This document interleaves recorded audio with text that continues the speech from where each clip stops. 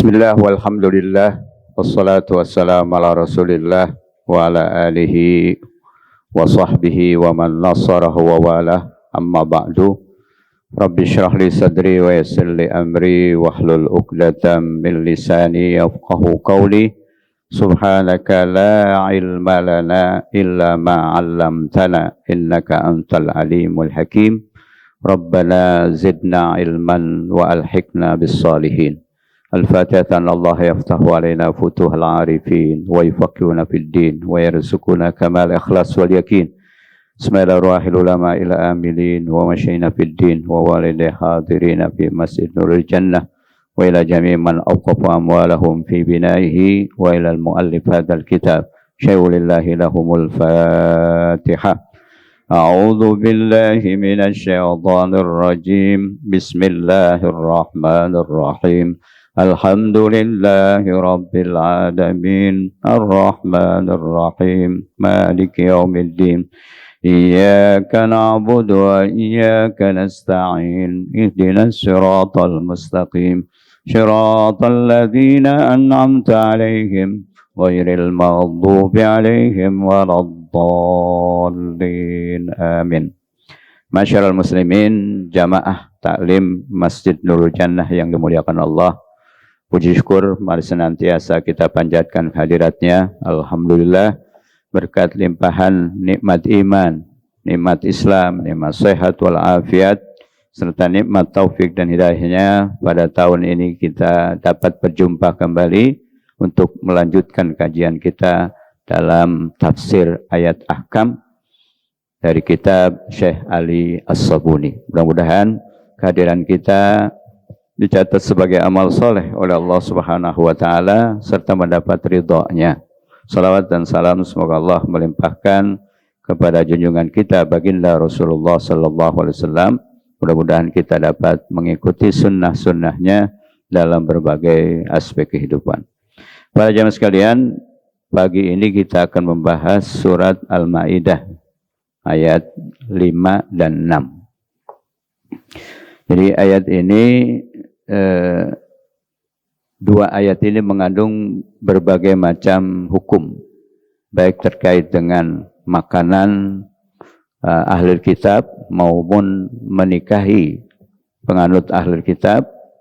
Juga akan bicara masalah wudu, pembatalan wudu, dan juga tayamum dan kaifiyat tayamum. Jadi dua ayat ini mengandung begitu banyak makna.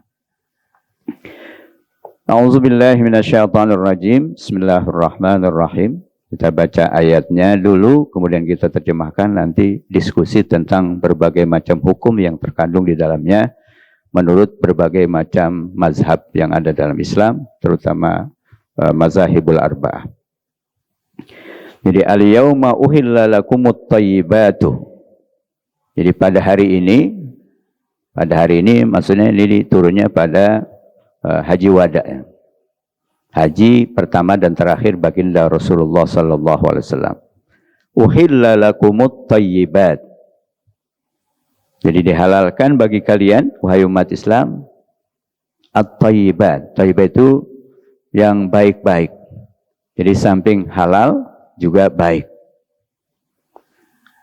Wa ta'amul ladzina utul kitaba hillul lakum. Jadi makanan ahli kitab, makan di sini maksudnya makanan yaitu dalam bentuk hewan-hewan sembelihan mereka. Karena kalau makanan yang lain, buah-buahan itu selagi jenisnya halal ya halal. Meskipun yang menjual, yang memiliki itu orang-orang ahlul kitab. Nah, perlu kita sampaikan pengertian ahli kitab itu. Jadi mayoritas ulama yang berpendapat tentang ahlul kitab maksudnya adalah penganut agama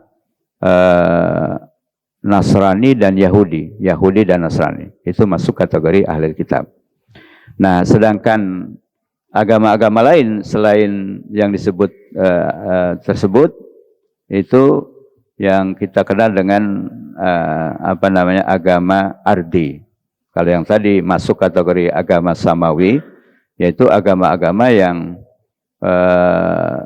memiliki kitab berupa wahyu dari Allah Subhanahu wa taala, terlepas wahyu itu atau kitab-kitab itu masih otentik, masih asli atau tidak. Maka mereka disebut dalam istilah Al-Quran maupun Sunnah Rasul dengan ahli kitab atau agama samawi. Sedangkan selain itu namanya agama ardi, yaitu agama-agama yang dirumuskan, diciptakan oleh manusia. Nah, ini beda hukumnya dalam kategori non-muslim ya. Beda hukumnya. Kita bicara masa ahlul kitab berarti Yahudi dan Nasrani. Nah, makanan-makanan mereka itu yang dimaksud adalah sembelihan ya. Hewan yang disembelih oleh mereka itu halal lakum, halal buat kalian. Maksudnya umat Islam. Nah, nanti akan menjadi perdebatan ya di kalangan para ulama, apakah ahlul kitab yang dimaksud yang ada saat ini atau pada masa Rasulullah. Tapi intinya dalam ayat ini disebutkan bahwa sembelihan mereka halal buat kalian, yaitu umat Islam. Ta'amul ladzina utul kitaba khillul lakum wa ta'amukum khillul lahum. Begitu juga sebaliknya. Makanan-makanan kita, maksudnya sembelihan kita, itu halal bagi mereka.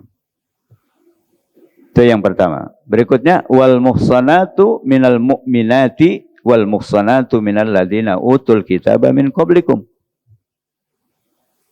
Begitu juga al muhsanat. Muhsanat itu adalah wanita-wanita yang afif, yang bersih. Artinya wanita yang tidak melakukan hal-hal yang kita sebut dengan perzinahan. Itu dari orang-orang mukminah, wanita mukminah, wal muhsanatu minal mukminat.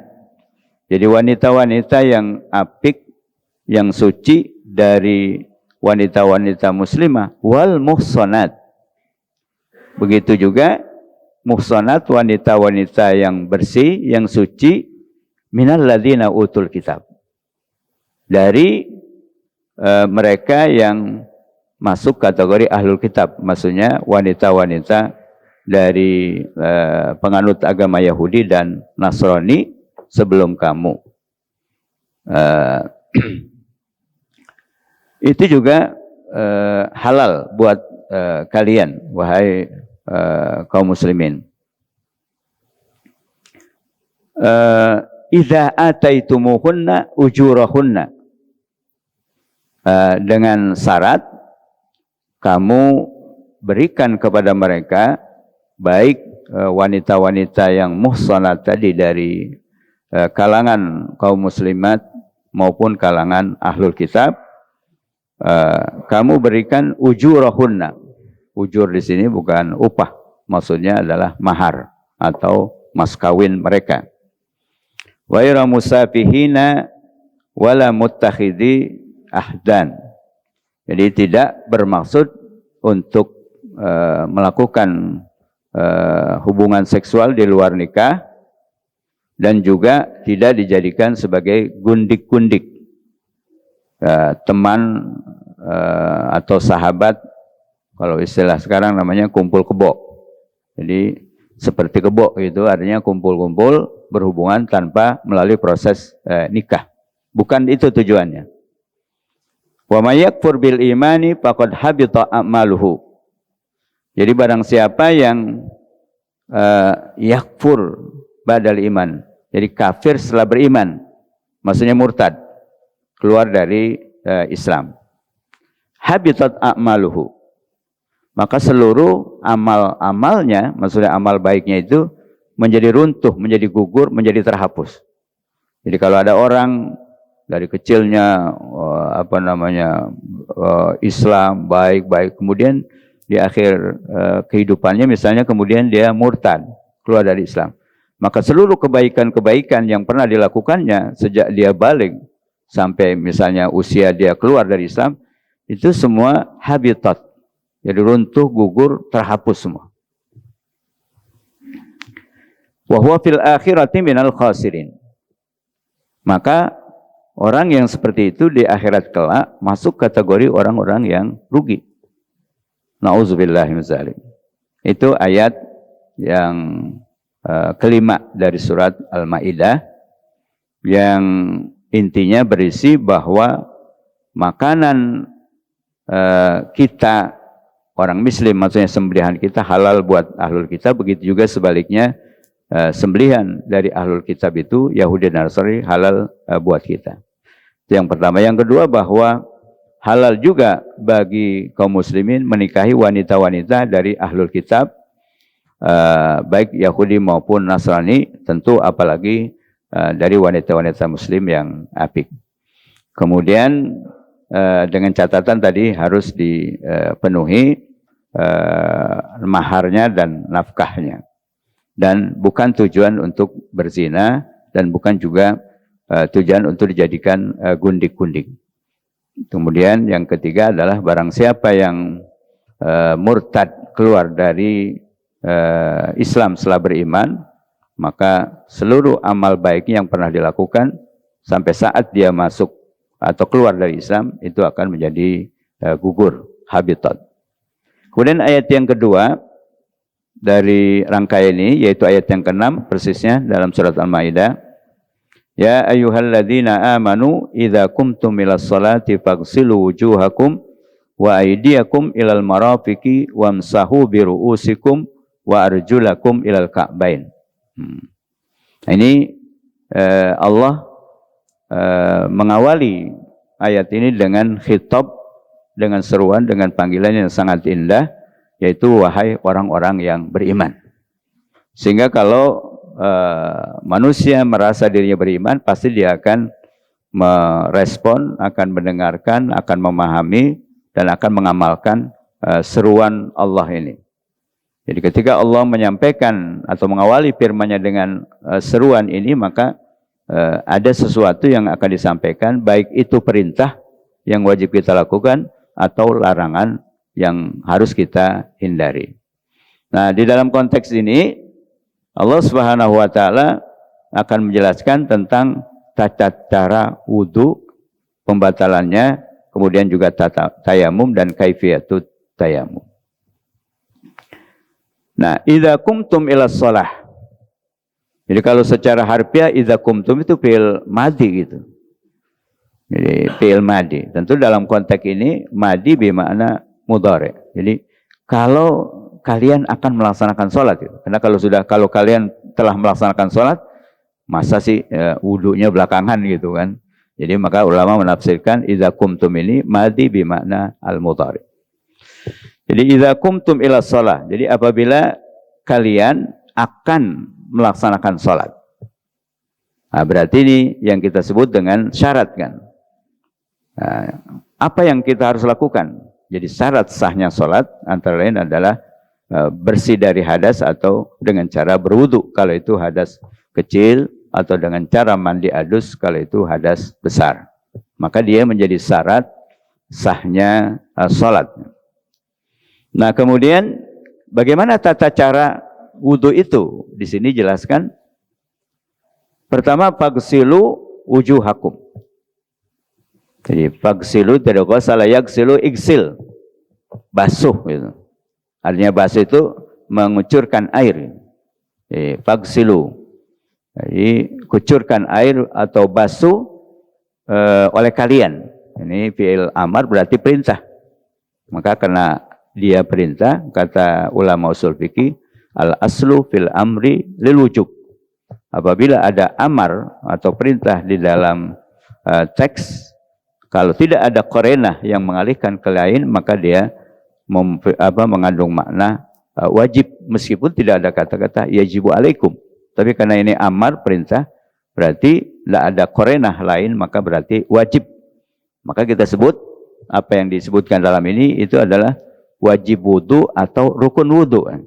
Artinya sesuatu yang tidak boleh ditinggalkan ketika kita berwudu. Apa saja itu? Nah, tentu yang dibicarakan di sini adalah yang dalam arti anggotanya, anggota wudu. Karena kalau kita hanya mengacu pada ayat ini, berarti rukun wudu cuma 4 gitu kan. Tapi tentu ayat ini ada syarahnya, penjelasannya, tafsirnya dari hadis maupun dari para ulama. Nah, jadi basuhlah oleh kalian wajah-wajah kalian. Jadi wajah itu bahasa Arab, wajhun, jamaknya wujuh. Nah, apa yang dimaksud wajah itu? Mana batasannya wajah itu? Wajah itu apa yang nampak ketika kita berhadapan dengan orang. Kita berhadapan dengan ini, yang nampak itu apa? Nah, dari mulai tempat tumbuhnya rambut di atas tarang atau jidat kita sampai di bawah dagu ya, dagu yang berbatasan dengan leher itu secara vertikal, kemudian horizontalnya ke sampingnya dari mulai telinga kanan, telinga kiri atau sebaliknya. Nah, itu yang disebut dengan wajah yang harus tadi dibasuh dengan air ketika wudu. Itu yang pertama. Yang kita sebut dengan anggota wudu yang pertama. Itu batasannya. Kemudian wa aidiyakum. Tentu ini diatapkan dengan faksilu tadi. Yaitu basuh. Dan basuhlah aidiyakum. Aidi itu dari yadun. Jamannya aidi. Maksudnya tangan-tangan kalian. Tangan-tangan kalian. Nah, mana yang dimaksud dengan tangan itu? Karena kan kalau secara umum tangan itu mulai dari pangkal yang bersambung dengan tubuh kita sampai ujung ini namanya tangan kan. Nah, nanti ada bagian-bagian lagi kan. Nah, yang dimaksud tangan di sini yang disebutkan untuk dibasuh itu yang mana? Nah, di situ disebutkan ilal marafiq. Jadi yang dibasuh itu tangan itu ilal marafiq. Nah, ini juga kata ila nanti punya makna yang beragam itu di kalangan para ulama. Karena kalau kita maknai secara harfiah, ila itu artinya sampai. Jadi yang dimaksud tangan ilal marafiq itu dari ujung jari kita ilal marafiq sampai ke sikut. Nah, berarti sikutnya enggak kan? Nah, padahal dalam hadis sebutkan beserta sikut kan. Kita juga terjemah sikut, maka ila di situ bimana ma'ah. Jadi termasuk yang wajib dibasuh tangan itu ma'al marafiq gitu. Jadi kalau secara harfiah tadi ilal marafiq. Nah, tapi tafsir itu ma'al marafiq. Jadi yang wajib dibasuh itu mulai dari ujung jari kita sampai atau dengan sikutnya. Jadi sikut termasuk yang harus dibasuh, harus kena air. Itu yang kedua. Yang kita sebut dengan rukun wudu yang kedua. Yang pertama tadi membasuh wajah. Kemudian yang kedua adalah membasuh kedua tangan. Kemudian berikutnya wamsahu biru'usikum. Nah, beda. Kalau tadi fagsilu dari ghasala membasuh, kalau sini masaha. Masaha itu bisa berarti menghapus atau mengusap. Nah, maka beda dengan tadi. Ketika Allah perintahkan untuk membasuh wajah, anggota wudu wajah dan tangan itu dengan menggunakan fagsilu. Nah, sedangkan untuk berikutnya anggota wudu yang ketiga adalah famsahu. Dari masaha yamsahu. Itu usaplah. Ru'usikum. Nah, ru'us itu kalau secara harfiahnya jama dari ra'sun. Ra'sun itu kepala. Maka ro'is itu artinya kepala, presiden, direktur, segala macam, rektor. Itu ro'is. Karena dia artinya kepala. Tinggal disandingkan dengan apa? Kalau kita bilang ro'isul jumhuriyah, itu artinya presiden. Karena dia kepala negara. Kalau kita bilang misalnya Rois Al-Madinah, berarti ya dia wali kota. Roisul Madrasah berarti kepala sekolah, Roisul Jamiah berarti rektor. Jadi tergantung disandingkan kepada kalimat apa kata itu, maka dia jadi makna yang berbeda. Nah, maka dalam konteks ini Allah Subhanahu wa taala memerintahkan famsahu biru'usikum. Nah, jadi usaplah. Maka ketika kita melaksanakan rukun anggota yang ketiga, tidak harus diguyur kepala kita, cukup diusap. Cukup diusap. Nah, bagian mana yang diusap dari kepala? Karena ayat itu kan umum, kepala. Apakah semuanya? Apakah sebagiannya? Atau setengahnya? Nah, itu nanti timbul perdebatan. Karena memang kata yang ada di situ artinya kepala. Nah, kalau kepala kan ini yang kita lihat yang nah itu. Maka di situ nanti akan ada berbagai pendapat mengenai batasan yang disebut dengan roksun itu, kepala itu. Kemudian berikutnya wa arjulakum ilal ka'bain. Ini juga ada kata ila bermakna ma'a. Begitu juga, nah ini juga nanti ada perdebatan. Ini diatapkannya kemana? Ke famsahu atau faksilu kan? Kan biasanya diatapkan itu dikaitkan dengan yang terdekat. Kalau yang dekat berarti mengusap kaki gitu kan. Nah ini juga ada perdebatan nanti. Nah, tapi mayoritas mengatakan diatapkan kepada faksilu. Maka di sini mengandung makna basuhlah. Arjulakum. Arjulakum. Nah, kalau secara umum arjul itu artinya dari rijlun.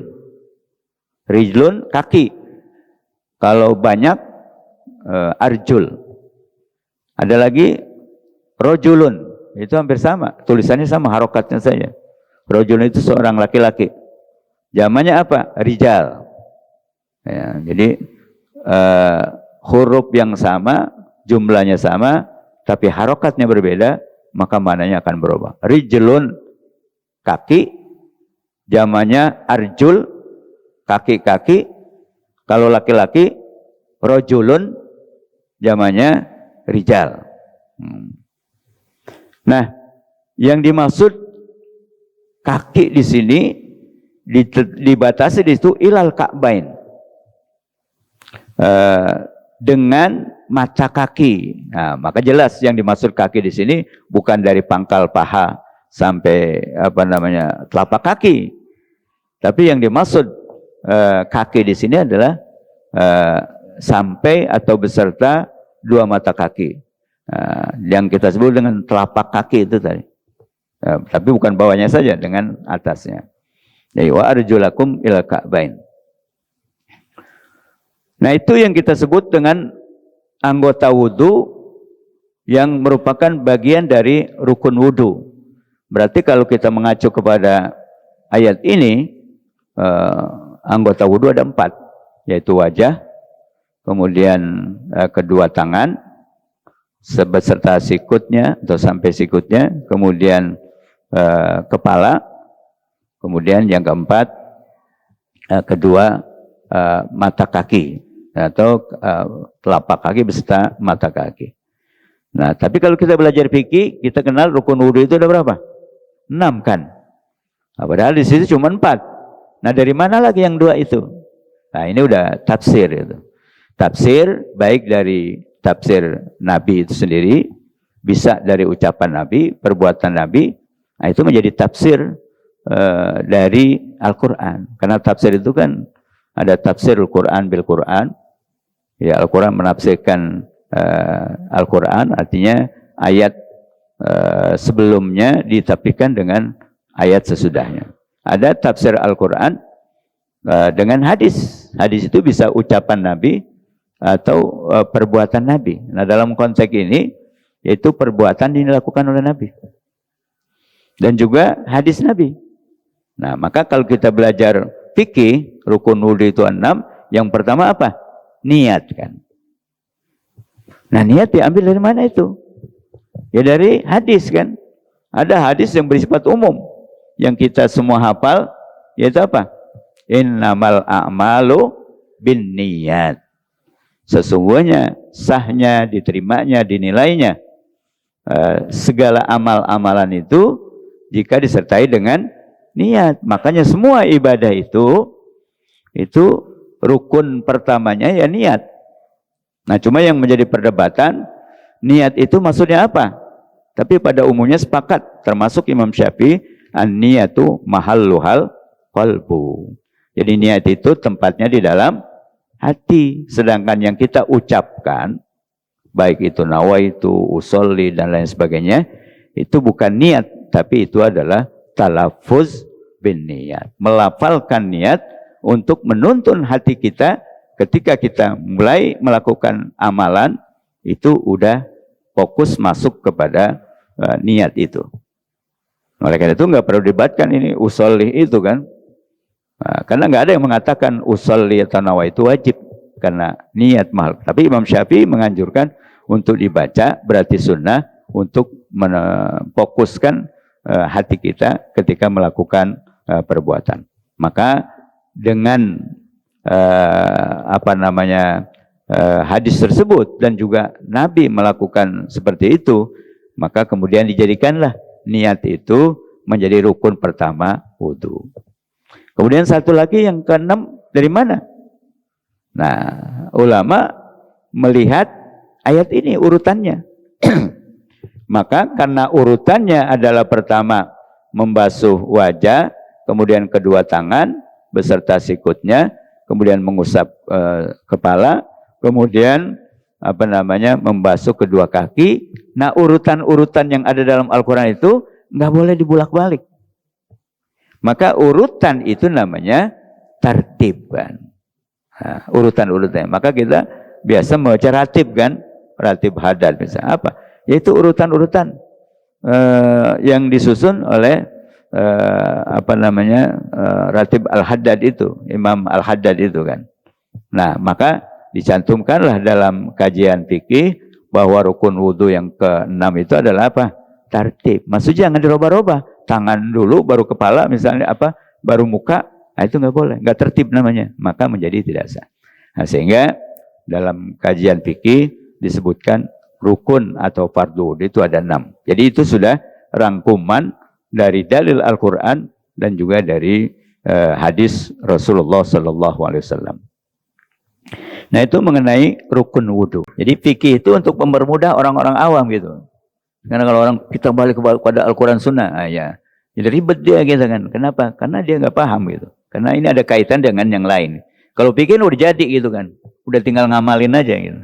Nah, itu pada level-level pertama misalnya.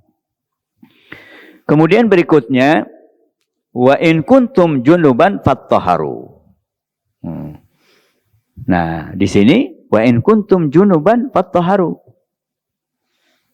Tapi kalau kalian dalam kondisi junub sama janub beda itu. Kalau junub itu yang wajib mandi, kalau janub selatan. Nah, junub dengan janub. Nah, kadang masih salah gitu. Karena nggak ada harokat, jadi paling selatan dibilang junub, ya wajib mandi kalau gitu. Nah, kalau selatan itu janub. Kalau ini yang wajib mandi namanya apa? Junub. Sama dengan shimal dengan syamal. Itu kan persis sama tulisannya dengan cuma harokat pertama yang beda. Jadi kalau shimal itu artinya kiri, kalau syamal itu artinya utara. Syamal Afrika utara misalnya. Nah, jadi kita kalau membaca kata yang gundul itu lihat konteksnya gitu. Ini bicara masalah apa? Kalau bicara masalah arah angin berarti apa? Syamal. Kalau bicara tentang anggota tubuh berarti shimal gitu. Jadi itu yang disebut dengan konteks. Jadi suatu kata itu baru tepat maknanya kalau dia di dalam kalimat atau dalam jumlah. Sehingga kalau kita baca kamus, satu kata bahasa Arab itu bererot maknanya. Artinya apa? Yaitu diksi, pilihan kata yang mana yang kita ambil dari kamus itu, yang cocok dengan konteks teks yang kita baca atau nas yang kita baca. Jadi jangan sembarangan aja ngambil makna di kamus itu. Lihat konteks ini apa gitu. Karena tadi syamal shimal kan sama tulisannya. Maka yang membedakan dia di fathah atau di kasroh yaitu konteksnya. Nah, maka di sini wa in kuntum junuban fattaharu. Jadi jika kalian dalam kondisi junub, baik itu karena keluar sperma, berhubungan suami istri, mimpi basah dan lain sebagainya, itu namanya junub. Nah, dia tidak cukup dengan wudu. Tapi apa? Fattaharu. Tapi dia harus atau wajib mandi adus, mandi besar. Nah, baru dia boleh melakukan sholat. Nah, ketika orang punya hadas besar itu, ada larangan-larangan yang tidak boleh dilanggar. Termasuk salah satunya adalah sholat. Maka orang yang dalam kondisi junub itu tidak langsung wudhu untuk sholat, tapi dia harus mandi dulu. Karena dalam ayat ini, wa in kuntum junuban fattaharu. Nah, tentu mandi yang dimaksud bukan mandi setiap hari yang kita lakukan pagi sore, tapi mandi yang ada syarat rukunnya gitu kan, yang kita sebut dengan mandi junub itu. Yang pertama niat, yang kedua kalau ada kotoran najis dibuang dulu, yang ketiga tadi membasuh atau menyampaikan air ke sekujur badan kita, mulai dari ujung rambut sampai ujung kaki, dan lika-liku yang ada di tubuh kita harus semua kena air. Cukup itu aja kan. Niat, nawaitu raf'al hadasil akbar, di dalam hati tentu diucapkan itu sunnah, kemudian menyampaikan seluruh air ke sekujur badan kita. Nah, setelah itu baru dia. Ada ulama yang mengatakan ya wudhu lagi. Ada secara logika kalau hadas besarnya hilang, maka otomatis yang kecilnya hilang. Tapi dengan catatan ketika dia mandi tidak menyentuh misalnya anggota kemaluannya misalnya. Nah, tentu lebih idealnya meskipun udah mandi dia wudhu. Tapi karena kan agak sulit kita untuk menghindari ketika mandi menyentuh kemaluan kita yang membatalkan wudhu menurut mazhab Syafi'i. Kemudian itu yang hukum yang kedua setelah tadi mengenai yang pertama tentang wajibnya wudhu sebelum sholat, dan juga menjelaskan tentang anggota wudhu. Nah, kemudian wa in kuntum mardo aw ala safarin aw jaa ahadum minkum minal ghaiti aw lamastumun nisa falam tajidu ma'an fatayammamu sha'idan thayyiban. Nah, ini situasi tertentu. Ada yang kita sebut dengan rukhsah. Rukhsah itu artinya keringanan dispensasi. Ini Islam itu sangat bijaksana di dalam menerapkan hukum. Sehingga ada prinsip umum dalam Al-Quran, la yukallifullahu nafsan illa usaha. Allah tidak membebani manusia di atas kemampuannya. Sehingga dalam kondisi tertentu yang tadinya wajib, baik itu wudhu maupun mandi besar tadi, dalam kondisi tertentu dia bisa melakukan hal yang lain dengan catatan ada uzur syar'inya, uzur yang diizinkan oleh Allah. Nah, apa saja itu uzur itu? Wa in kuntum mardo, mardo dari marid. Marid itu orang sakit, mardo ya jamaknya orang-orang sakit. Pakai dot ya. Jadi kalau kalian dalam kondisi sakit, au ala safarin, atau dalam bepergian. Nah, orang sakit kan ada kalanya dia tidak boleh menggunakan air kan. Sehingga kalau dia menggunakan air sakit semakin parah atau paling tidak akan lambat sembuhnya. Nah, maka dia cari alternatif yang disebut rukhsah itu. Pengganti wudhu ya tayamum gitu. Au ala safarin, atau dia dalam kondisi bepergian. Apalagi di di padang pasir misalnya kan. Nah, di situ tidak ada air misalnya, maka kondisi itu membuat dia mendapatkan rukhsah yang disebut dengan tayamum. Nah, itu dalam kondisi tertentu. Kemudian berikutnya mengenai pembatalan wudhu. Apa itu? Au jaa ahadum minkum minal ghaiti. Nah, ini udah bicara masalah pembatalan wudhu dan juga pembatalan tayamum antara lain. Yaitu dan apabila salah seorang di antara kalian habis buang air. Datang dari buang air, maksudnya habis buang air. Buang air itu ya baik buang air besar ataupun buang air kecil. Nah, itu membatalkan wudhu. Terus apa lagi? Lalu yang tadi sepakat ulama semua bahwa buang air, bahkan buang angin pun, apalagi buang air besarnya, itu membatalkan wudhu. Berikutnya apa lagi? Aula mastumun nisa. Atau setelah kalian menyentuh wanita. Wanita sini maksudnya wanita yang bukan mahram. Aula mastumun nisa. Atau kalian usai atau telah menyentuh wanita. Ini juga nanti ada perdebatan masalah lamasa itu. Lamasa itu menyentuh itu maksudnya apa? Sentuhan kulit dengan kulit atau sentuhan kemaluan yang kita sebut berhubungan. Nah, maka nanti ada perbedaan. Yang dimaksud membatalkan wudhu itu apa? Sekedar sentuhan kulit dengan laki-laki dan perempuan yang bukan mahram tanpa penghalang, atau ini maksud jima. Nah, sehingga nanti ada perdebatan wudhu tentang sentuhan ini. Nah, kita akan bahas nanti masalah hal itu. Nah, tapi pada umumnya di kalangan mazhab Syafi'i, ya sentuhan di situ sentuhan kulit. Laki-laki dan perempuan yang bukan mahram. Nah, yang bukan mahram itu siapa? Ya, yang ada hubungan darah dengan kita ke atas. Ada ibu kita, ada nenek kita ke bawah, ada anak kita, anak perempuan kita, cucu kita, ke samping ada saudara kita.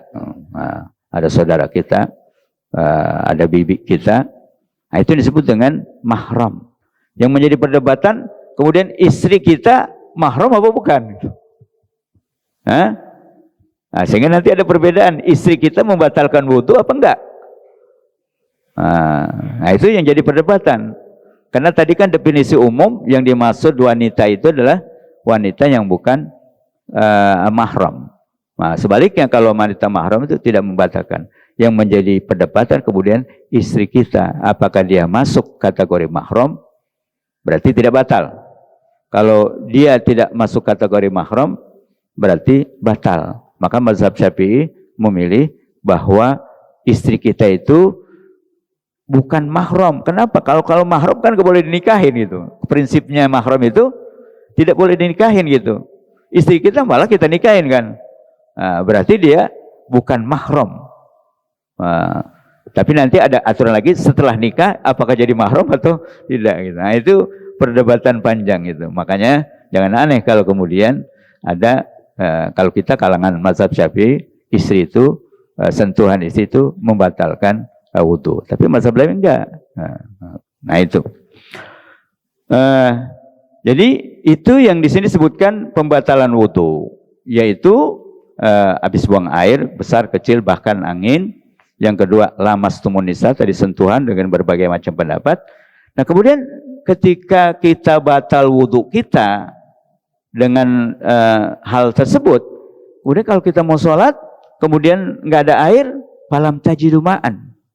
Ini mau sholat nggak ada air, falam tajidu ma'an. Kalian tidak mendapati air, maka di situ kemudian ada rukhsah, ada dispensasi, ada keringanan, bisa digantikan wudhu itu atau wudhu itu dengan tayamum.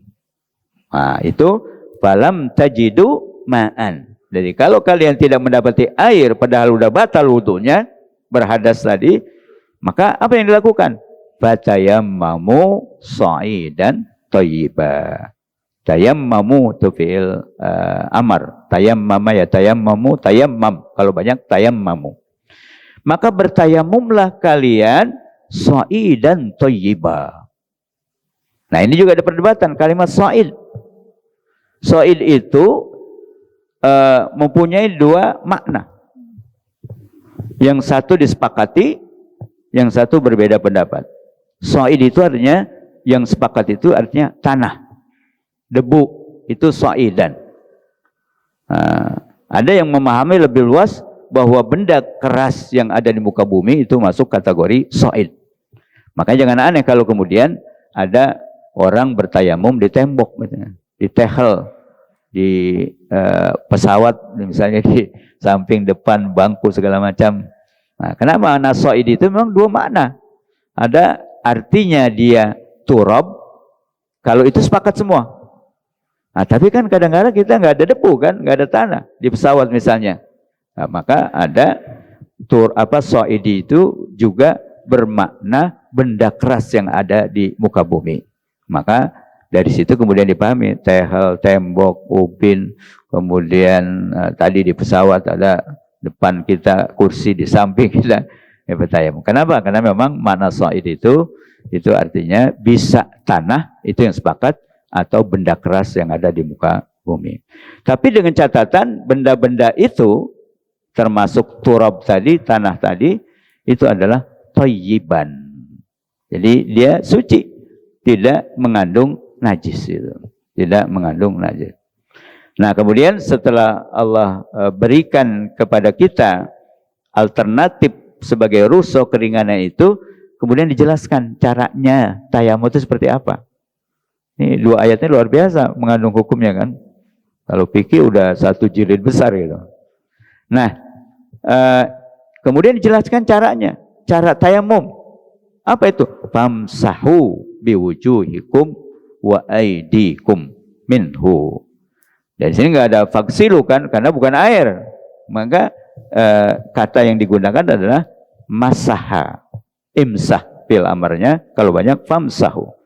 Jadi hapuslah, bukan hapus ini maksudnya usap. Jadi famsahu biwujuhikum, wujuhnya sama tadi, jamak dari wajhun, wajah. Nah, tadi ketentuannya wajah dari sini sampai ke sini, dari tempat tumbuhnya rambut sampai bawah janggut, kemudian dari telinga kanan, kiri atau sebaliknya, itu disebut wajah. Nah, itu diusap dengan apa tadi? Ya benda yang kita sebutkan tadi. Baik itu tanah, menurut mayoritas itu apa disepakati, atau benda yang lain disentuhkan dengan tangan kita, kemudian diusap ke wajah itu. Famsahu biwujuhikum wa aidikum minhu. Kemudian juga diusap juga, yaitu dengan kedua tangan kita. Nah, yang dimaksud aidi di sini apa? Nah, ini lagi beda pendapat lagi. Kalau tadi ila marofik sepakat, tapi ma'a marofik yang berbeda. Kalau di sini tentang tayamum itu, perbedaan yang dimaksud tangan itu apa? Nah, kalau mazhab Syafi'i dikiaskan kepada wudu, maka membahas apa ngusap debu tadi dalam tayamum itu beserta sikutnya. Karena dia sama dengan pengganti wudu, maka sama. Tapi mazhab lain mengatakan bahwa mengusap tangan dalam tayamum itu ilal qu'ain, yaitu bersama dua pergelangan tangan. Jadi ada yang tayamum itu ya cukup mengusap telapak tangan beserta pergelangan tangan. Nah, itu nanti kita akan diskusikan dalam pertanyaan yang muncul di sini. Nah, berarti dalam ayat ini disebutkan hanya dua rukun tayamum kan? Yaitu mengusap wajah dan mengusap kedua tangan. Nah, sama dengan wudhu tadi, ditambah lagi dua. Di awal itu yang disebut dengan niat, yang kemudian yang terakhir disebut dengan tartib. Maka rukun tayamum menjadi berapa? 4 kan? Niat, kemudian mengusap wajah, mengusap kedua tangan, dan tartib. Nah, itulah yang ada di dalam fikih gitu. Nah, tentu tata caranya berbeda dengan wudu.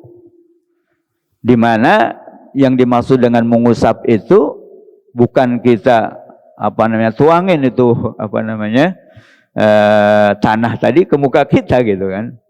Nah, tapi yang dimaksud dalam prakteknya Nabi itu yadribu darbaini, darbun lil wajhi, darbun lil yadain. Jadi maksudnya dipukulkan, ditempelkan kedua tangan kita ke benda yang kita gunakan tadi, mayoritas sepakat yaitu tanah. Maka kita niatnya itu juga beda. Kalau tadi kan niat wudu di mana tempatnya? Ketika kita menyampaikan air pertama. Nah, sedangkan tayamum itu ketika kita menempelkan tangan kita di benda itu. Nah, di situ tempatnya. Nawaitu tayammuma listibahatis shalah dalam mulut kita. Kemudian dalam hati kita, saya niat untuk bertayamum untuk dibolehkan sholat. Bukan lirofil hadas atau lirofil hadas al-asghar, karena tidak menghilangkan hadas, tapi listibahatis shalah. Maka kita tempelkan tangan kita di benda yang kita pakai gunakan untuk tayamum itu, disitulah dalam hati kita niat, saya niat tayamum untuk dibolehkan sholat. Nah, kemudian setelah itu setelah dorb tadi tempelan, maka disunnahkan untuk diringankan. Jangan-jangan nanti banyak debunya. Ini kan simbol aja gitu kan. Jadi bukan harus debunya diusapin ke muka semua. Makanya untuk tidak berbahaya, disunahkan untuk diketuk itu di luar atau ditiup gitu. Baru diusapkan tadi ke wajah ini sekali. Karena dorbain, maka untuk yang kedua ambil lagi di tempat yang berbeda. Cukup niatnya tadi pertama saja. Untuk tangan berikutnya, ya sama dengan tadi, kita tempelkan di benda yang kita pakai gunakan tayamum, kemudian kita ringankan atau ditiup, baru tadi tangan. Nah kalau mayoritas mengatakan ya sampai sini gitu. Nah gitu. Tentu ini semua karena tayamum dibuka, sama dengan wudhu, harus dibuka. Terus yang lainnya juga seperti itu. Nah maka dengan mengusap dua tangan itu berarti sudah tertib, maka ditambahlah di rukun yang keempat namanya tertib. Jadi rukun tayamum itu pertama niat, yang kedua mengusap wajah, dan yang ketiga mengusap kedua tangan, dan yang keempatnya adalah tertib. Nah, kenapa Allah berikan rukhsah itu? Maka di ujung ayat ini Allah memberikan reasoning, alasannya kenapa ada rukhsah, yuridullahu liyaj'ala alaikum min haraj. Ma yuridullahu liyaj'ala alaikum min haraj. Jadi ada mak di situ, mak nafi. Mak nafi, sehingga maknanya Allah tidak menghendaki bagi kalian itu kesulitan. Maka ketika orang sakit, bepergian, tidak boleh pakai air, maka dia boleh gantikan dengan tayamum.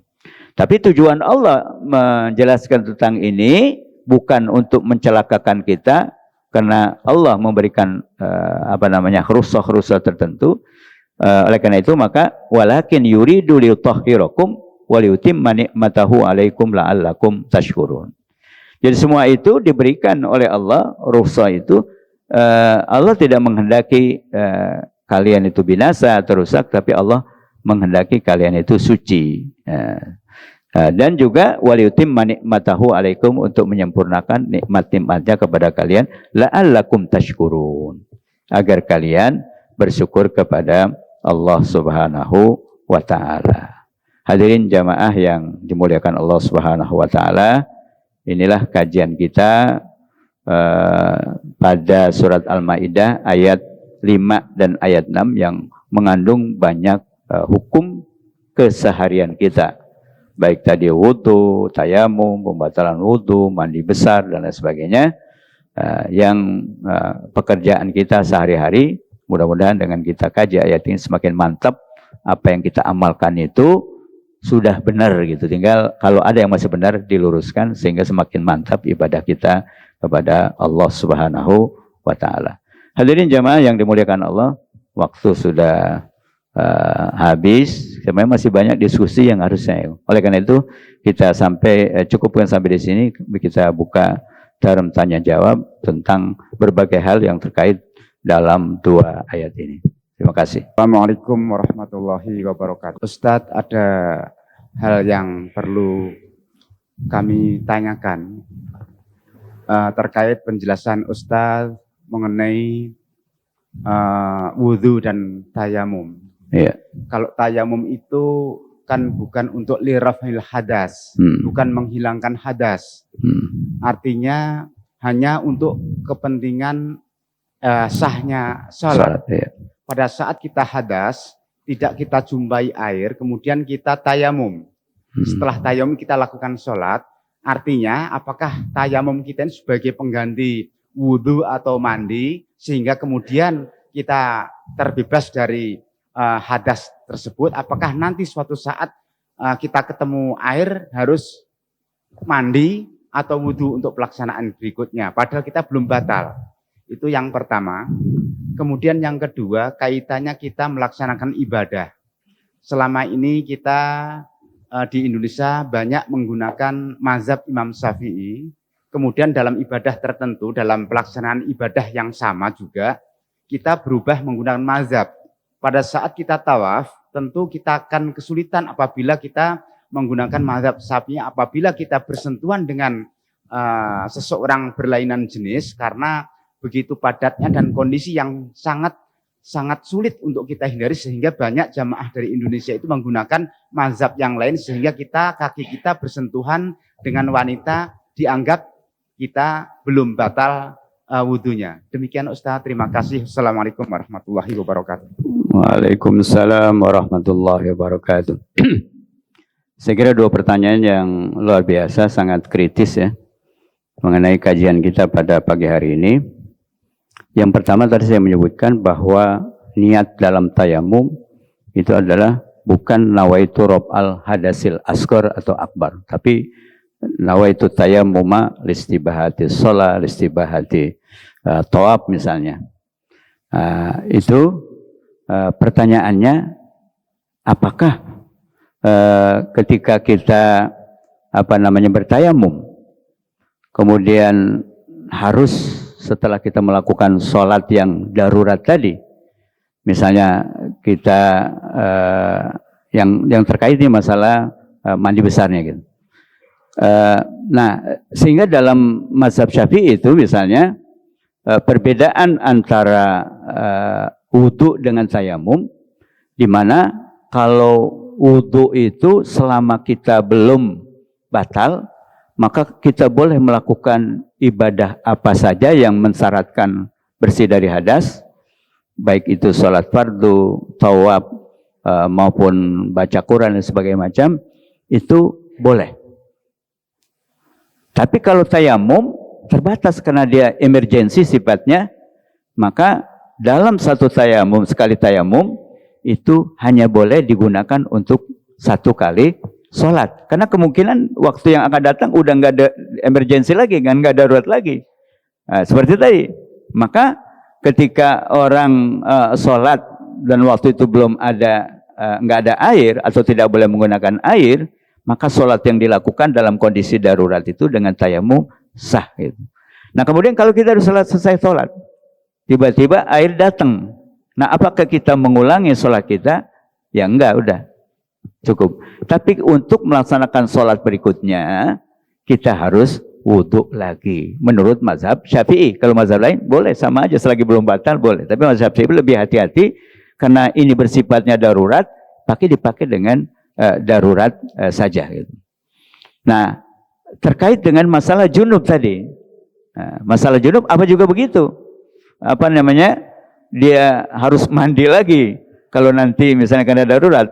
Ya enggak, udah. Kalau yang udah ya udah. Tapi nanti kalau dia melakukan lagi, misalnya seperti tadi batal, maka dia harus mandi lagi.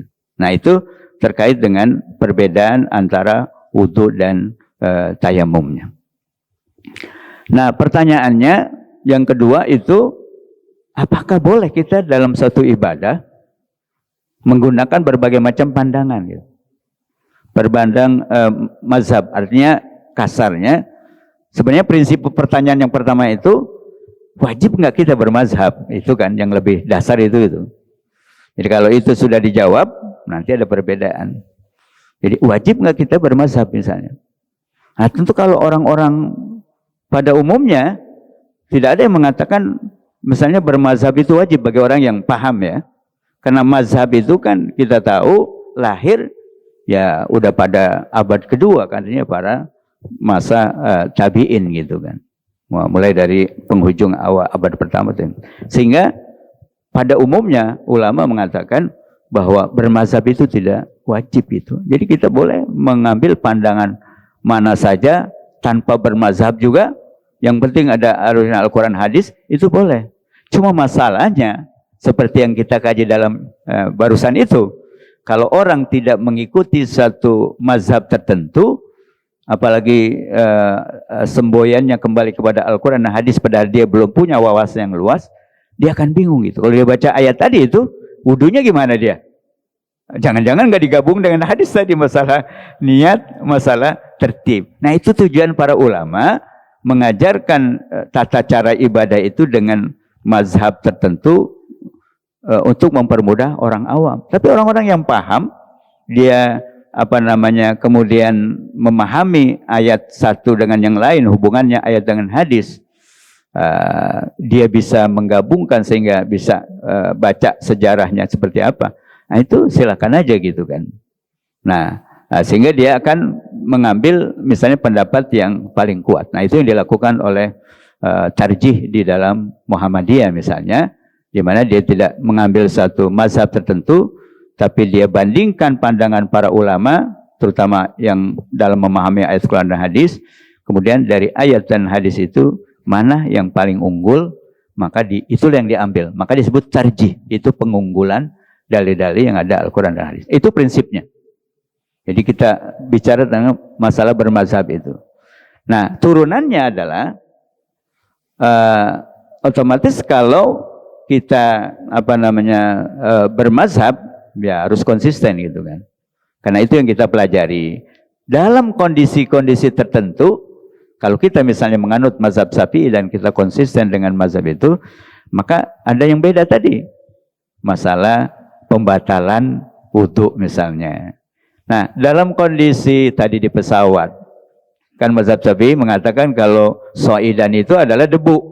Ya, kan udah pasti kalau kita ke Jeddah dari Jakarta kan 9 jam pasti ada sholat-sholat yang kita wajib lakukan. Nah, wudunya di mana? Kan nggak mungkin wudu di toiletnya di pesawat kan, karena itu akan mengganggu mesin-mesin misalnya, bisa mengganggu itu. Nah, sehingga dalam kondisi tersebut, meskipun mazhab Syafi'i mengatakan soidan itu adalah turab, maka kita yang penganut mazhab Syafi'i dalam kondisi darurat itu, ya menjadikan pendapat itu untuk kita amalkan boleh. Termasuk dari masalah pembatalan wudu ketika tawaf. Karena dalam mazhab Syafi'i tadi, sentuhan kulit laki-laki dan perempuan tanpa penghalang yang bukan mahram, termasuk istri. Ini yang sulit istri kan? Karena harus digandeng gitu, kalau enggak bisa hilang gitu kan. Apalagi yang lain gitu.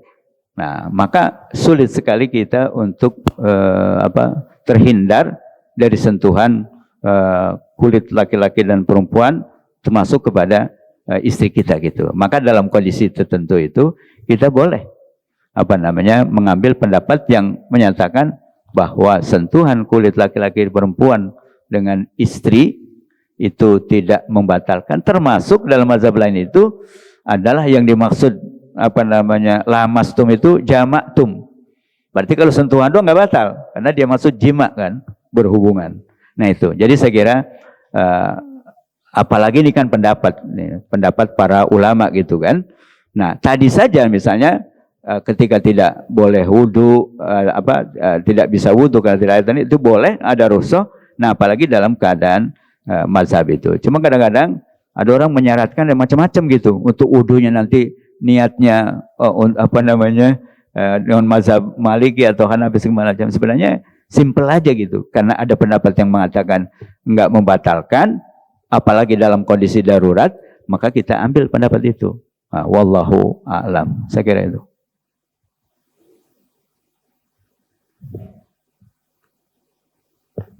Cukup ya. Ya, Yai. Guru mau nanya ini Guru, kalau nikah sama orang beda agama misalkan, ya, nikahnya memang pas nikah itu secara Islami, terus setelah nikahnya selesai balik lagi tuh misalkan yang non muslim jalanin non muslimnya, yang muslim tetap muslimnya, itu kan ada Guru, public figure seperti itu gitu, walaupun nikahnya secara Islami.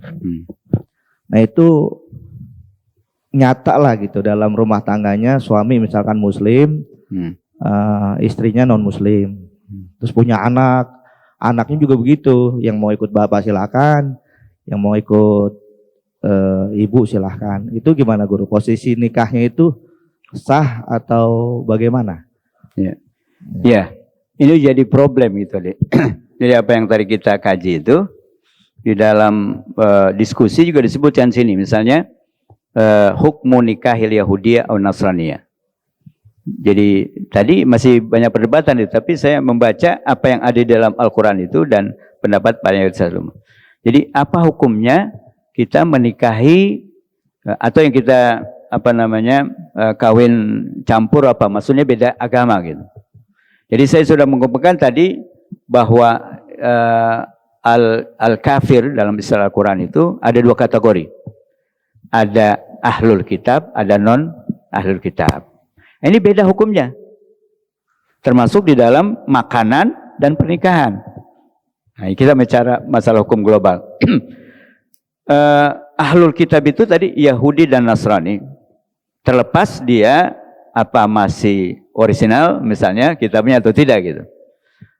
Maka ini beda masalah hukum. Kalau sembelihan mereka menurut ayat tadi itu halal. Sembelihan mereka untuk kita halal dan sembelihan kita untuk mereka juga halal. Termasuk tadi menikahi wanita-wanita non-muslim dari kalangan Yahudi dan Nasrani bagi umat Islam laki-laki boleh, tapi sebaliknya nggak boleh. Jadi ahlu kitab untuk menikahi wanita muslimah itu jelas nggak boleh. Tapi kalau laki-laki muslim menikahi wanita dari ahli Yahudi dan Nasrani, mayoritas mengatakan boleh, meskipun harus hati-hati. Karena jangan-jangan tadi dia nanti terbawa kepada istrinya agamanya, atau paling tidak dia tidak bisa mengendalikan anaknya, karena anak lebih dekat kepada ibunya, sehingga kalau orang tua laki-laki yang muslim, kemudian istrinya non-muslim dari ahli kitab ini, anaknya bisa kebawa kepada ibunya. Nah, catatan itulah yang orang ulama mengatakan boleh kalau dalam keadaan terpaksa, nggak ada pilihan lain, dengan catatan dia jangan sampai terbawa dengan istrinya dan anak-anaknya harus mengikut bapaknya. Itu yang kemudian ulama yang hati-hati yang membolehkan kita nikah kepada wanita ahlul kitab. Kalau itu tidak terjamin, kita tidak bisa mengendalikan, maka menjadi nggak boleh gitu. Karena nanti kita yang tertarik atau anak kita tertarik dengan ibunya, maka itu menjadi tanggung jawab kita. Itu catatannya. Nah, sedangkan yang kedua ini yang harus kita jelaskan, non-muslim selain Yahudi dan Nasrani itu semua ulama sepakat bahwa sembelihan mereka itu tidak halal bagi kita. Wanita mereka tidak halal buat laki-laki muslim, apalagi sebaliknya. Non-muslim dari kalangan agama Ardi ini menikah kepada wanita. Nah, ini sangat problem ini kita, karena toleransi, karena segala macam, akhirnya campur aduk kan. Nah, itu jangan sampai terjadi gitu. Karena itu akan sulit sekali dikendalikan masalah nanti ketika rumah tangga itu sudah terbina, ya pasti ada konflik tadi kan. Apalagi konfliknya masalah agama, maksudnya konflik keyakinan gitu kan. Nah, itu sangat berat. Maka tadi ulama yang membolehkan juga harus berhati-hati betul gitu. Nah, jadi tadi pertanyaannya, kalau seandainya dalam akadnya tadi misalnya sah kan, apakah karena misalnya biasanya ini juga menjadi modus gitu kan, non muslim misalnya untuk menikahi muslimah, dia biasanya apa? Masuk Islam kan? Kan gampang masuk Islam dengan syahadatin, itu beres kan? Sehingga KUA udah berani nikahin kan? Karena udah syahadat gitu. Tapi apakah itu tulus hatinya untuk benar-benar? Nah, itu yang harus kita hati-hati gitu. Jangan karena ini mau nikah non muslim laki-laki kepada muslimah perempuan, yang jelas-jelas itu nggak ada ulama yang membolehkan, baik dari agama ahlul kitab kalau laki-lakinya ya, maupun apalagi non ahlul kitab, itu nggak ada yang membolehkan mereka nikah kepada wanita muslimah. Maka ada modus tadi, ya udah 2 kalimat syahadat dulu, nanti boleh nikah kan. Nanti setelah itu kemudian misalnya dia murtad lagi dalam kehidupan, nah itu menjadi tidak sah, batal kan otomatis pernikahannya. Itu yang sangat berbahaya kan. Nah, kalau itu. Nah, kalau tadi lakinya yang muslim, kemudian non muslimah dari kalangan Yahudi, tadi ada yang membolehkan dengan catatan sangat ketat tadi, supaya kita nggak terbawa dan anak-anak kita yang menjadi korban nanti kan, karena itu menjadi tanggung jawab kita. Nah, otomatis kalau dalam akad nikahnya tadi sudah sah, nah dengan syarat-syarat tertentu, nah itu sudah syarat. Nah, ketika salah seorang di antara mereka kemudian kembali kepada agama semula, maka otomatis pernikahannya itu menjadi batal gitu. Nah, itu yang barangkali perlu kita hati-hati. Jadi jangan sampailah keluarga kita ada yang kawin campur gitu, karena ribet gitu kan. Kalau kita berpikirnya masalah akhirat, bukan masalah dunia aja kan. Nah, ini kira-kira karena begitu semaraknya emansipasi, kemudian human right, hak asasi manusia segala macam, kadang-kadang kita nggak berpikir agama gitu kan. Nggak pikir bagaimana ini keturunan, bagaimana nanti di akhirat. Nah, inilah perlunya terus kita dicas terus keimanan kita, supaya jangan goyah. Apalagi hal-hal yang sudah barang pasti disepakati oleh para umat tentang hukumnya. Kalau masalah syubhat mungkin masih ditolerir, tapi kalau hal yang disepakati ini yang jangan sampai terjadi. Saya kira itu, para jamaah sekalian, ya, apa yang kita kaji pada pagi hari ini mudah-mudahan menambah wawasan dan kita lebih paham dan kita bisa menjauhi hal-hal yang tadi kemungkinan itu terjadi dalam kondisi kita semacam ini, di mana pertimbangan-pertimbangan agama itu menjadi sangat rendah. Jadi pembiayaan materi, jabatan segala macam, nah itu tidak terjadi di kalangan kita umat Islam. Terima kasih. Kurang lebihnya mohon maaf. Mari kita akhiri dengan doa. Mudah-mudahan bermanfaat apa yang kita diskusikan, kita kaji pada pagi. Wafu'an ya karim. Rabbana anfa'na bima 'allamtana. Rabbi 'allimna alladhi yanfa'una. Rabbi faqihna wa faqih ahlana wa qarabatin lana fi dinina. Allahumma inna nas'aluka ilman nafi'ah wa amalan salihah wa rizqan wasi'an halalan thayyibah. Allahumma inna na'udzubika min ilmin la yanfa' wa min qalbin la yakhsha wa min nafsin la tashba' wa min da'watin la yustajabu laha. Allahumma arinal haqqa haqqa warzuqna tiba'ah wa arinal batila batila warzuqna tinabah. Allahumma ja'alna mimman yastami'una al-qawla fayattabi'una ahsanah. Rabbana atina fid dunya hasanah wa bil akhirati hasanah wa qina adzaban nar. Walhamdulillahi rabbil alamin. Subhanakallah bihamdika asyhadu an la ilaha illa anta astaghfiruka wa atubu ilaik. Wassalamualaikum warahmatullahi wabarakatuh.